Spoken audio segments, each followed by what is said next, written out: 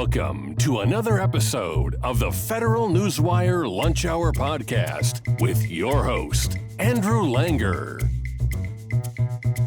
Well, hey there, everybody. Welcome to another episode of the Lunch Hour with the Federal Newswire. I'm your host, Andrew Langer, and if you are enjoying us on YouTube, you know you can listen to us on audio wherever fine podcasts are found. And if you're listening to us wherever those fine podcasts are found, you can also watch us on YouTube. Please go check it out. Leave reviews. Let your friends know. Let your family members know. Let your family members know and your friends' family members know. Anyway, joining me today, I'm very excited. I was just telling him that I'm all ready to geek out once again, talking about private property rights issues. They are very near and dear to my heart. His name is Jeff McCoy. He is an attorney with the Pacific Legal Foundation, one of the best nonprofit legal foundations in the country. He represents Americans fighting back against excessive and unlawful government regulations. And I apologize, Jeff. I'm going to read your bio here because I can't memorize it.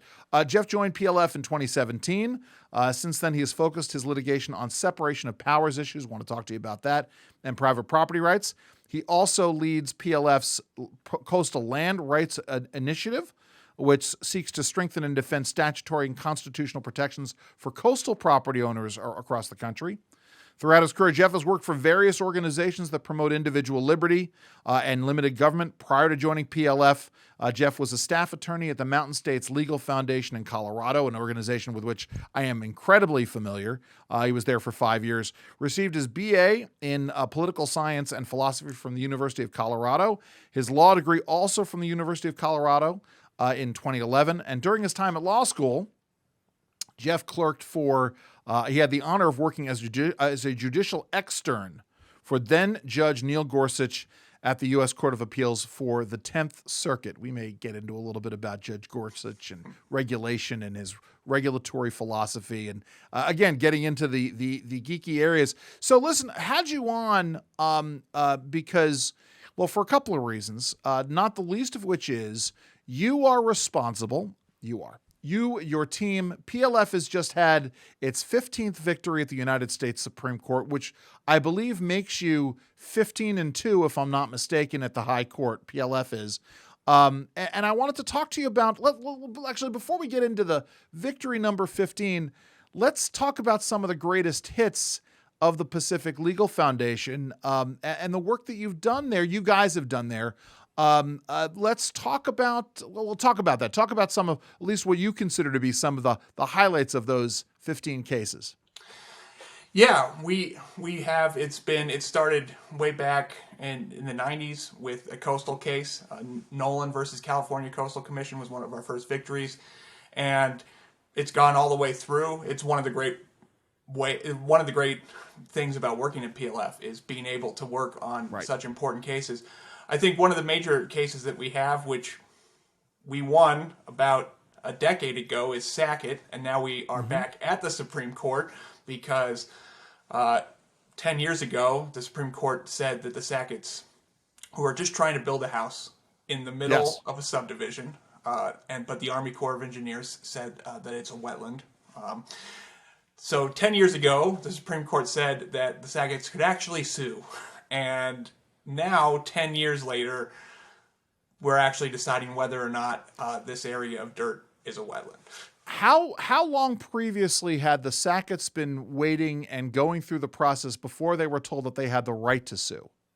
Yeah, well, before that, it was at least a few years, and the agency kept saying they notified them that they have to correct because they claimed, the Army Corps of Engineers claimed that they were filling a wetland, and they were facing tens of thousands of dollars of fines per day that they didn't correct it, but yet they weren't able to challenge that determination. The agency said, well, we haven't made a final determination, even though we're threatening you with tens of thousands. Jeff, explain that, because so we just had on Margaret Byfield, whose parents, Wayne and Jean Hage, had one of the early regulatory takings, well, not an early regulatory takings case, but an early Court of Federal Claims case having to do with grazing rights on lands. And we talked about this issue of ripeness. Explain the concept of ripeness and why it's so pernicious, especially in these property rights cases. Yeah, well, so I think generally when you sue someone, you have to actually have a disagreement about something, and Right. that tends to be the what some courts decide. They don't just philosophize about the law. You have to actually have a dispute. The problem is that the government has used these rules, which say you have to actually have a dispute. There's various different rules, but they've expanded it to try and just prevent litigants from coming in. For rightness, usually it's that, well, the problem hasn't occurred yet. You're not actually injured. Something hasn't happened yet. And there are some cases where that might be true. I guess if you are, for example, in a contracts case, Sure. if no one's actually broken the contract, then no, it's not right. There's nothing there. But in this case, the federal government had threatened the Sacketts for thousands of dollars of fines, but they said, well, you can go through a bunch of hurdles and go through a bunch of more hoops and go through this long process, and then maybe we'll say that it's ripe. Of course, as I said before, as they go through that whole process, they are facing potentially tens of thousands of dollars of fines per day. Right. That they're waiting to actually go to court. Hold on. I want to be really clear about this. So they could face fines of tens of thousands of dollars per day for what they've done and they haven't improved it, yet the case isn't ripe enough for it to be heard by a federal court. I mean, that is the very definition of Kafkaesque. And I'm sorry, go ahead. No, and absolutely. And the Supreme Court agreed that it was Kafkaesque and said, no, you've told them that they face penalties. The case is ripe, that you can decide whether or not this determination is that it's a wetland is correct. But then they go and they sue, and then it takes another 10 years. Literally, I'm thinking about the line from Grosse Point Blank where Jeremy Piven starts screaming at John Cusack, 10 years, 10 years and this is, the federal government expects this. Most government entities expect this. They know that they have virtually unlimited resources. So long as they have the will to pursue it, they can wear you down. I mean, that's what they're counting on, isn't it? Yes, and not only just time, but it's expensive. If you go all the way to the Supreme Court twice, as you said, PLF's a nonprofit. We represent our clients for free, which helps them continue the fight, because if you went to the Supreme Court twice, you're talking probably over $1 million in legal fees. Sure. Well, and that is a wonderful thing about the system. We don't have enough of them. And I've long said that if I ever do go and get my JD, and I've toyed with it from time to time, that the kind of law that you are practicing is the kind of law that I would want to practice, at a place like PLF or the Institute for Justice, organizations that are doing this good work. In fact, let me talk to you about this, because I'm not going to ask you if there's a formula for a successful Supreme Court case, but having now won, 15 times in the high court, PLF, I think, stands head and shoulders above the other legal foundations. Not that it's a competition, but at least you have a sense as to how to do things the right way. I mean, this is why major law firms have appellate court practices and they bring people in. You guys now have a better understanding than you did, 40 years ago about how to take a fight to the Supreme Court and win, don't you? I mean, or talk about that a little bit. Yeah, and ultimately it comes down to our clients. Our clients have good stories to tell. Unfortunately, good stories mean that the government is doing ridiculous things, and they're willing to fight. That's the other thing is even when they don't have to pay. 10 years of litigation is hard, but our clients continue to fight because they realize that it's not just about themselves. And that's one thing that I hear from my clients all the time is, I'm not just doing this for myself, I'm doing this for other people who are in my same situation. And unfortunately, there's a lot of people for PLF to choose from, because the government there's so many things the government does to violate people's rights that there are so many people who are victims of this, that we are able to find people who have stories of just outrageous conduct. And that's what makes it successful, because courts, judges are people, and if they hear an outrageous story, they're going to be moved by that. And then we also have the law and the Constitution on our side, and so there's this old saying in law school: if you have the facts, argue the facts. If you have the law, argue the law. But we have both, and that's what makes us so successful. So, but let me ask you this, because we now have precedents on the books, and I know it's not a perfect world, because we live in a world where you have the Palazzolo case or the Rapanos case, and I always butcher how to pronounce that. You're going to tell me, is it Rapanos or Rapanos? Rapanos. You have the Rapanos. You have good cases like that, but you still have, the cases like the Kelo decision on the books, which I always use an example as to why stare decisis ain't the end all be all that folks crack it up to be. But yet we have good law on the books, and yet these agencies are still, I'm not going to say running rampant, I'm not going to overstate it, but they still can go and, I would say, abuse their power vis-a-vis property rights in a way that you have this overwhelming number of good stories, some better than others, and can be used. What is the push-pull here? What is the disconnect between Supreme Court decisions on the one hand and what these agencies are doing in practice on the other?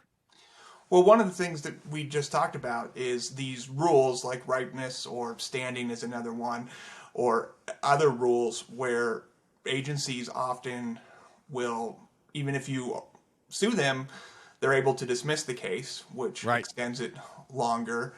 I worked on another case out of San Francisco, Pactel versus San Francisco, where the city of San Francisco required our clients to give a lifetime lease to their tenant, to their much younger tenant, when they bought this apartment for a retirement home, and they weren't ready to retire, so they rented it out. And then later they were told they had to give their tenant a lifetime lease. This case went all the way up to the Supreme Court as well, just on ripeness. The city had said, we're not changing this. They said, you could have filled out this form to object, even though they had called and said they're not going to waive this requirement. But even though the city had said, we are not going to change this, the lower court said that the city had not reached a final decision, even though they said we're not going to change it. Certain terms, this is final. This one had to go all the way back up. This had to go all the way to the Supreme Court. The Supreme Court ruled unanimously, without even oral argument, that yes, when they say that it's a final decision, it's a final decision. But these rules are really one of the big things in. Well, time out. Don't leave me hanging here, Jeff. So what happened? Did they get to use their apartment, or what ultimately happened? It's still going on. It's still going on. We defeated a motion to dismiss at the district court level, and it's still continuing. So again, it's this whole, even when you win, things continue on and still go on for a long time. This is amazing to me. And how many years has this one been going on? This one's been going on about 6 years. It's been 6 years. It's only been about a year and a half since the Supreme Court decision. Now, so I want to come back to some of the other victories, but we're gonna sort of delve deeply, because this is sort of my indulgence here. One of the things when I was working for the blind property rights attorney that I was working for, we spent a lot of time talking about the Tucker Act shuffle. The idea of talk about the Tucker Act shuffle. Have we solved that problem? I thought we'd solved that problem, or is that still a thing? It's still a thing, and the Tucker Act is the act that allows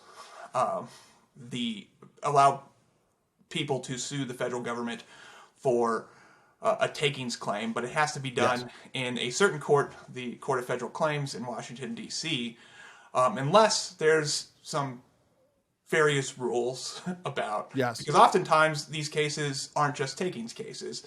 They have other things along with them, so people file normally where they live. And a lot of times it has to do with state or local agencies acting under color of federal law. So too, yes, if it's a state or local level. And so what you'll get is you'll file a case where Yeah, it's against if it's against this city agency, even though they're acting under the color of federal law, and they'll move to dismiss and said no, you have to go to the Court of Federal Claims. The Court of Federal Claims will say no, this isn't ours. It will go back. And these rules just shift you around that you never get relief. There's a similar one that has been corrected. The PLF won Nick. And there's a similar shuffle that has since been corrected where the Supreme Court had said decades ago that if you were going to file a takings claim in federal court, you had to first go through the process, any state process, to try and get compensation. Of course, states took this to mean you have to basically litigate the case. And so what you would do is if you would file in federal court, they'd say, well, you didn't go through the state process. The state would go through it. They would litigate it and essentially say, well, we've made a decision. It's not a taking. And then you'd go back to the federal court and said, okay, we've done everything we need to do. And the federal court said, well, you already got a decision. Why are you here? And of course, the state courts sometimes are going to be more receptive to arguments from their own state government. It's one of the reasons why the Constitution has federal courts for federal questions. Like constitutional questions. And this was a whole thing that just went, you would go around and around. No one would be able to get a decision on things, on a takings claim. But fortunately, in Nick, the Supreme Court said that you don't have to go through this whole process. Thank God. Anymore. You can, just like with anything else, if you have a First Amendment free speech claim, you're allowed to file in federal court. And if you have a takings claim, you're allowed to file in federal court. You don't have to go through extra processes. Well, listen. It's small comfort in this day and age. Listen, I want to pull it back a bit because I do want to talk a little bit about Kelo. We talk about the Fifth Amendment of the Constitution. No person shall be deprived of life, liberty, or property without due process of law. Blah blah blah. Nor shall private property be taken for public use without just compensation. And property rights claims, at least the way I understand it, they usually hinge on one of those three elements. Either your due process rights have been violated, or the taking. We discussed whether or not the taking is for a legitimate public use, and then we discussed the issue of whether or not the compensation is just. Let's talk about the issues of due process, and I want to talk about one of your favorite piñatas, the California Coastal Commission. And the, at least as clear as I can understand it, the burden of proof is always against the person trying to get a permit with the California Coastal Commission, which to me would seem to be a per se violation of due process because you're already not going to get a fair shake. Talk about your work in this area. Talk about due process. Yeah, the California Coastal Commission is one of the worst examples of these agencies that you talk about. They see themselves essentially as a statewide zoning board, and their jurisdiction extends about 3/4 of a mile from the high tide line. So you're talking about places that maybe can see the ocean but aren't anywhere close to it. Sure. Presumably, they say they're there to protect access to the coast, but what they've turned into is just micromanaging properties and not preventing people from improving their house or even building houses in this quote-unquote coastal zone.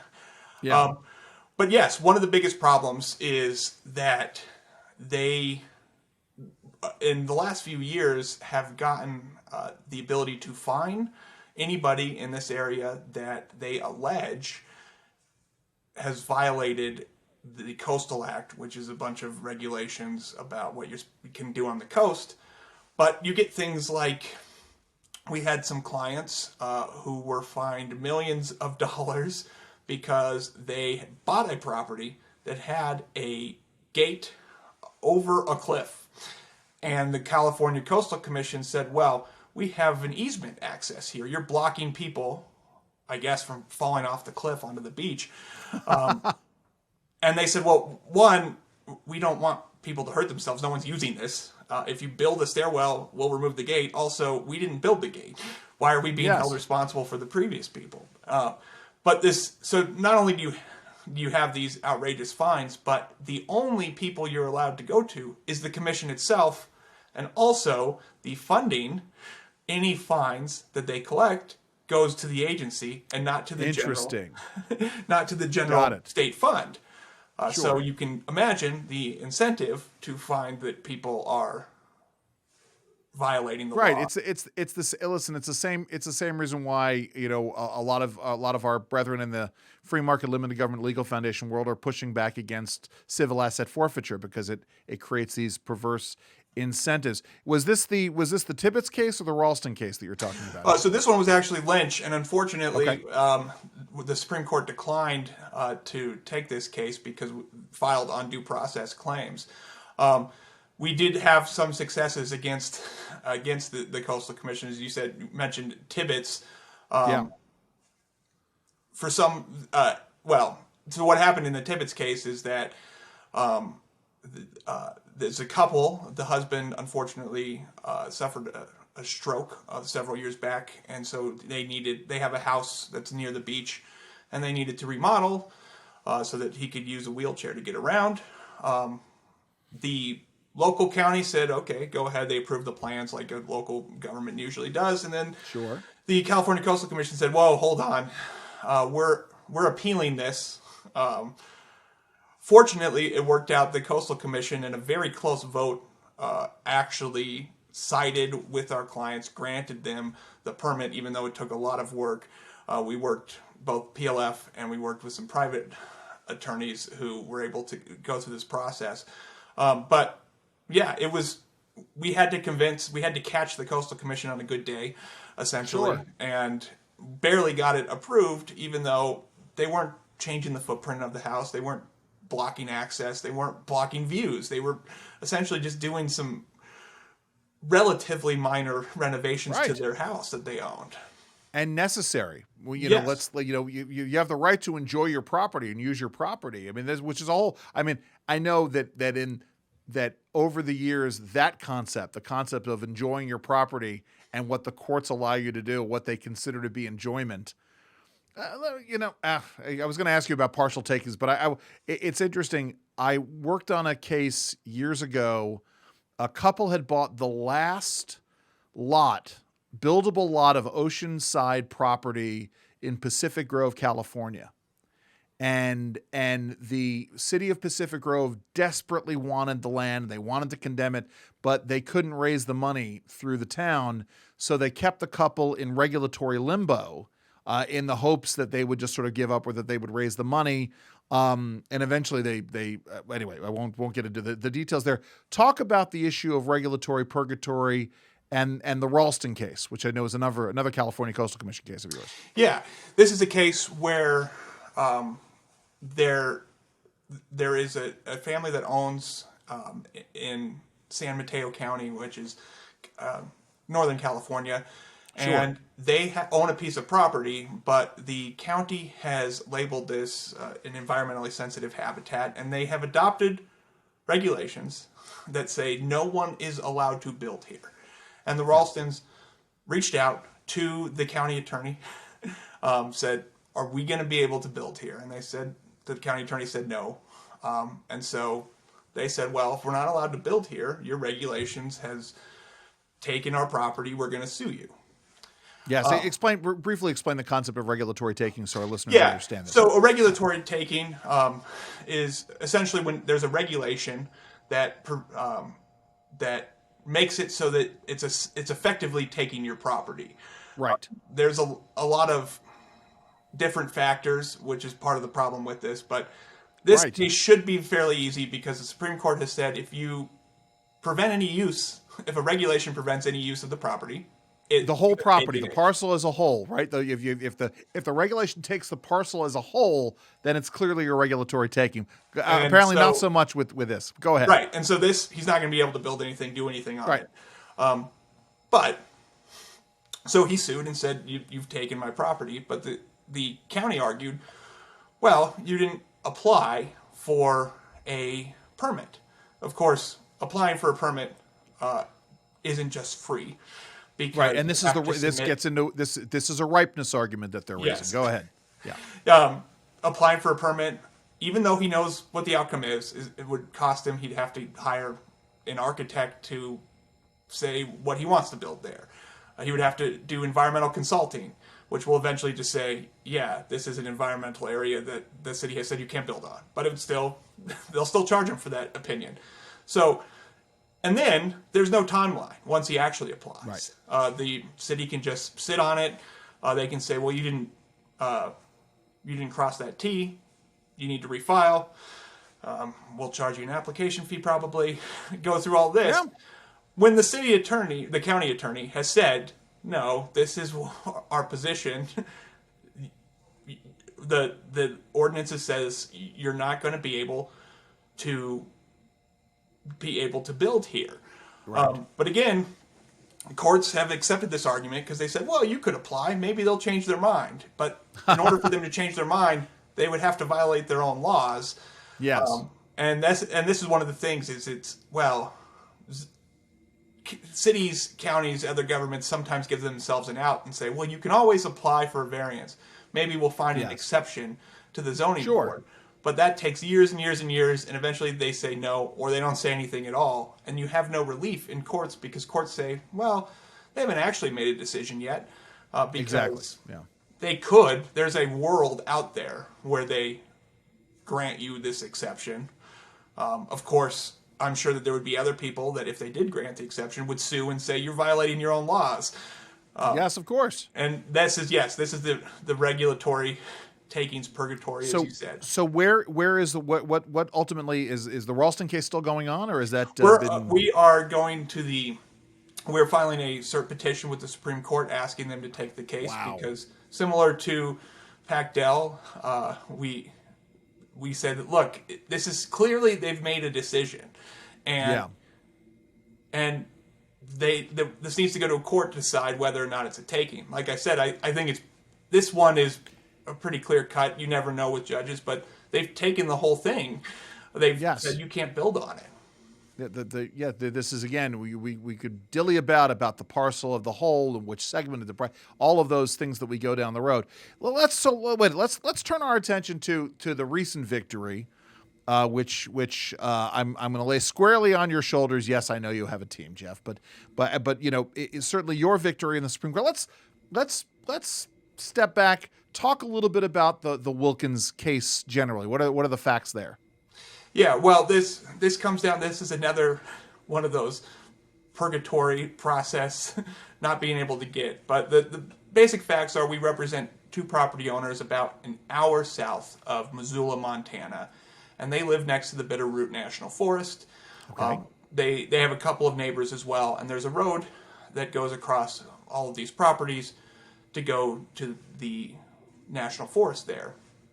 The easement said that the Forest Service could use it for limited purposes, mainly their officials, firefighters, people who have permits like timber harvesting. In fact, the cover letter to this easement, which was granted decades ago by the previous owners of the land, but the cover letter from the Forest Service says we are going to use this road for timber harvesting purposes, and that purpose is reflected in it. So it's a very limited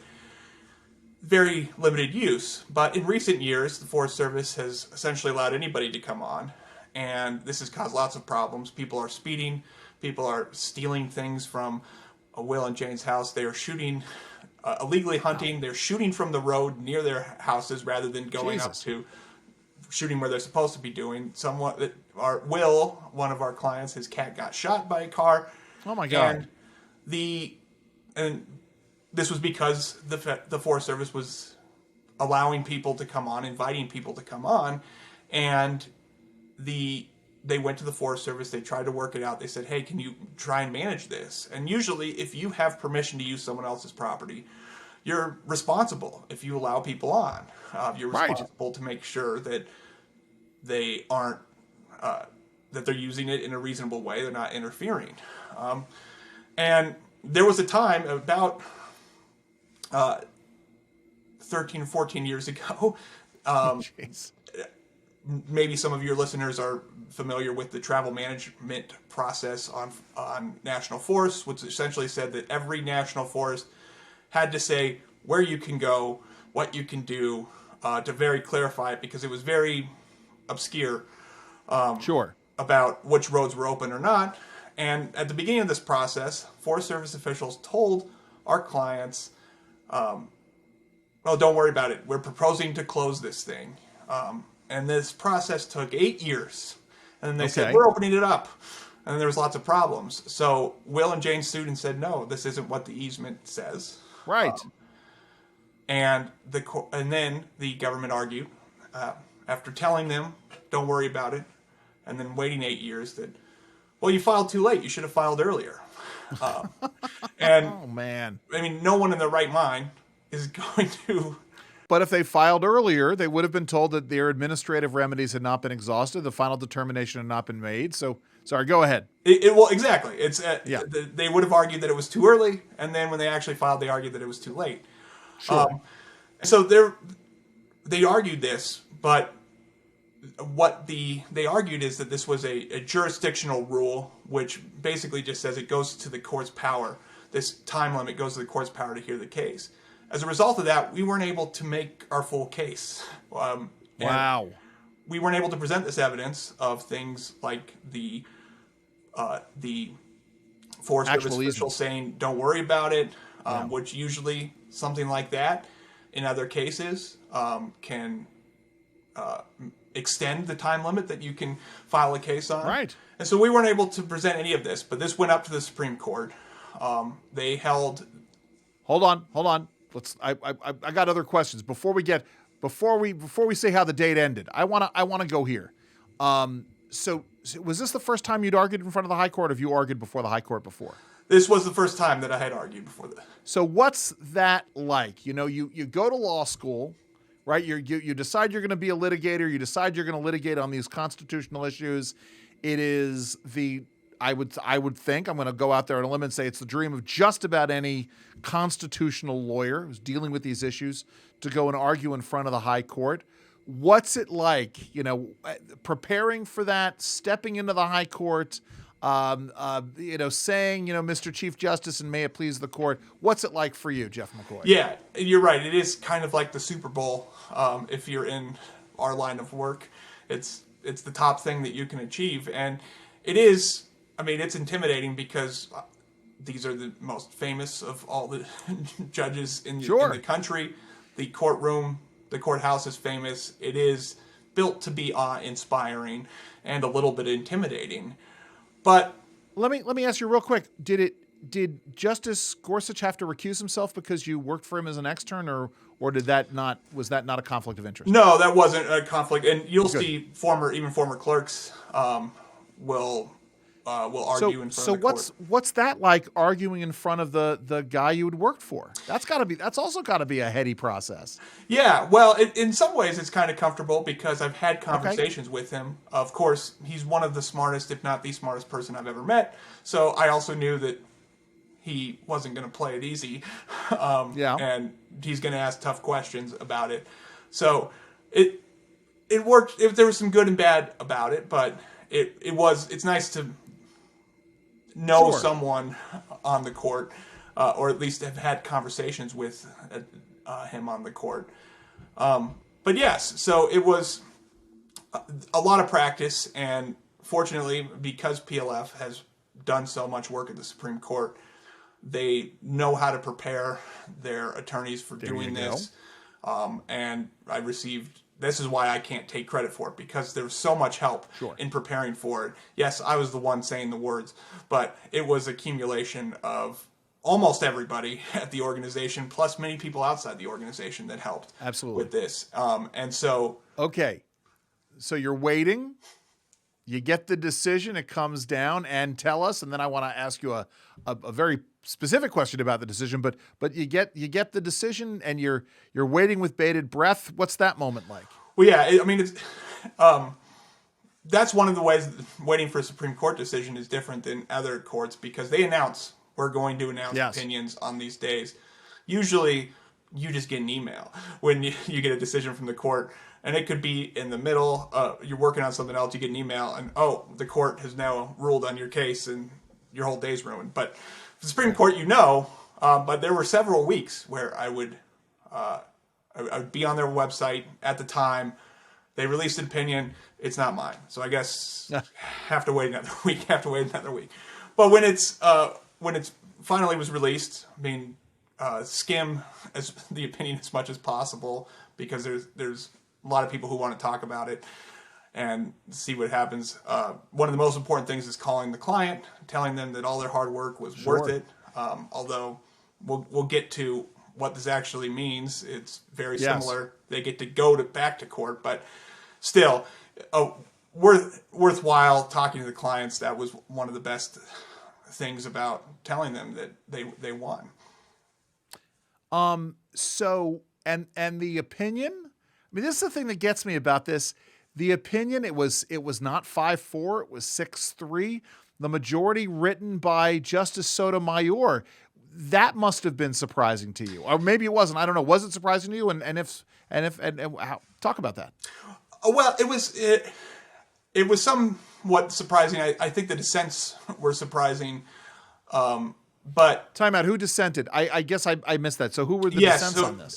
Justice Thomas wrote the dissent. The Chief Justice, and Justice Alito joined the dissent, and so that was a little bit surprising. We had relied on some opinions that were written by Justice Kagan that Justice Sotomayor had joined. Okay, so it wasn't too surprising that we had convinced them with their own words, but it was a little surprising that it wasn't unanimous. I mean, you never know exactly what was going to happen, but it was a little surprising. And ultimately, what I think the tension between the majority and the dissent is about how often you can sue the government. And Justice Thomas takes a very strict view of that basically says that you can only sue if Congress passes a law you can sue, and tries to read that very strictly. I think some of the newer justices, because all of the Trump appointees were in the majority, are much more willing to let courts do their work. And I think that's where the tension came between the majority and the dissent, is this view over how much should you allow people to sue. And obviously, working as someone who tries to sue the government all the time, I would like to make it much easier for my clients to sue. Course. Which is what happened in Wilkins. The decision will make it easier for. There's a lot of conflicts, especially out west, where there's people who live next to the federal land, and oftentimes these conflicts lay low for a long time where no one knows. I mean, the government thinks they own it. Private property owners don't think they own it until something happens. And the main thing about the case, the Wilkins case, is that it will make it easier to resolve these disputes in court, because these long waits where you don't actually have any dispute aren't going to prevent you from filing a suit. And the government can't argue, well, it's out of time because you didn't file when there was no problem. And I think that's the big benefit to it, because, and one of the things about the statute here is the Quiet Title Act, which allows you to sue the federal government to basically get a judge that says who owns what. And when Congress passed this, they recognized and they recognized that these disputes are going to happen. They need to be resolved in court, because if you don't, then there's going to be other problems. If you think you own something. It's interesting to me on this, Jeff, because, we just had a conversation with another property rights activist. And the reality is the federal government doesn't know what land it owns. I mean, like you and me, right? We own a piece of property. We know what the boundaries, we're supposed to know what the boundaries are. We have title insurance. And in case there's a problem with somebody encroaching on our boundaries, well, we know what we own, so we sue. The federal government doesn't know what it owns. So why do they get to say that you have a limited amount of time if you don't know that you own this, or it's unclear? Why do they get to say? Sorry, go ahead. Yeah, well, that's exactly it. And that's the whole purpose of this act of Congress. that's what they wanted, because they realized that these things come up, there's disputes, and they wanted them to be resolved in court rather than have people have private property owners put up barricades and they say, well, we own Sure. it. Because, of course, the federal government has no time limit. It can always sue a private property owner Right. if it thinks it owns something. There's no time limit for it, which is... So sometimes you see private property owners try and get the federal government to sue them by doing things that, like put up gates or block access. Drawing a foul. Listen. One of the first cases I worked on, a county commissioner got up on a bulldozer and bulldozed up on a Forest Service road, essentially daring the federal government to sue, and they did, and that didn't go very well. So what is next for the Wilkins family, or the two clients? So they go back to square one. They now have the right to sue. So now they go back. What are we anticipating here? Yeah, and that's the thing. That's another. They've been at this for 5 years, and you're right. We're back at square one because we can just now make our argument. We hope that the court will look at what the deed says for the easement, and will say, no, you don't have unfettered access here. And another part of it is that who you let on, you have to be responsible for, just like anybody else who owns an easement across someone's land. You can't just not take responsibility if you're letting someone on.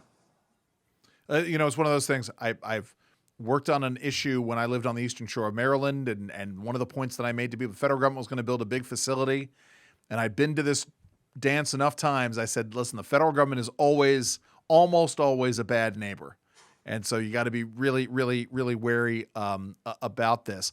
Looking at the makeup of the court, arguably the most pro-private property, with certain exceptions in certain different individual cases, but arguably the most pro-private property rights court that we've had in ever, basically. Certainly, there's been I think one of the things is that they're more willing to, as you can see, there's been a lot of private property cases in the last few years. And there's always been a pretty good track record of private property cases through the last couple of decades, but they came more infrequently. And one of the things about the Supreme Court is that they only take about 80 cases a year. So it's not just, I don't know if the view has changed that much on the actual merits of these cases, but I think their interest in it has changed, sure, which means that they're willing to take more cases about these private property issues. And that's the big thing is the court's going to take what they want to take, what issues are, sure, what issues they want to decide. And I think that's the big key, is that they're more willing to decide these private property cases. And if they continue the trend that they've had the couple of years, it's going to make it better for private property owners. I hope so. So I warned you about this earlier on. You live in Colorado, which is a great state to do things in. What kind of outside interest do you have, Jeff? What when you're not arguing cases before the Supreme Court or preparing to argue cases before the Supreme Court? What are you up to out there? Well, I do enjoy hiking. I make sure to respect private property owners, but I do. There's lots of outdoors here. I also enjoy watching Colorado's terrible baseball team. They're not great, but I enjoy going to the ballpark and watching that. I also have two young kids. They keep you. I have a 5-year-old and a 3-year-old, so they keep 100%. Me occupied a lot too. Well, there you go. And you came home, and it doesn't matter a whit that Daddy just argued in front of the Supreme Court, or that he won. They just want whatever. Jeff, how do folks find out more about the good work that the folks at the Pacific Legal Foundation are up to? They can go to our website at pacificlegal.org. We're on all the social media sites at Pacific Legal for most of them. And we if once you get to our website, you can sign up. We have a monthly magazine that tells everything about our work, and also about some of the nerdy conversations that we have about broad concepts in the law, and it's very informative. We make sure to write it. You don't have to be a lawyer to understand it.